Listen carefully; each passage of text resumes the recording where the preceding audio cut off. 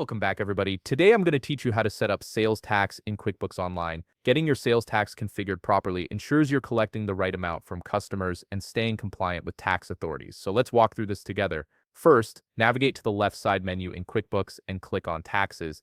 This is your central hub for all tax-related settings and reporting.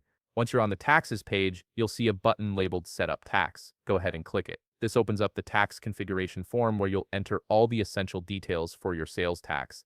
Now you'll need to fill in the form with your specific tax information. Start with the tax name field. For this example, we'll call it Seattle City Sales Tax, but you should use whatever name makes sense for your business location. In the description field, add something clear like sales tax collected on all coffee and related products sold in Seattle. This helps you identify exactly what this tax applies to when you're reviewing your records later. Next, enter your tax agency name. This is the government body you'll be remitting taxes to, so for our example, that's the Washington Department of Revenue. You'll also see a business ID number field. If you have your tax registration number handy, enter it here. If not, you can leave it empty for now and add it later once you receive it from the tax agency. Now let's set your tax period details. For the start of your current tax period, enter January 1st, 2025, or whichever date applies to your business. The filing frequency dropdown lets you choose how often you'll file. Select quarterly if that matches your filing schedule. You'll also need to pick your reporting method, either accrual or cash basis, depending on how your business tracks income and expenses.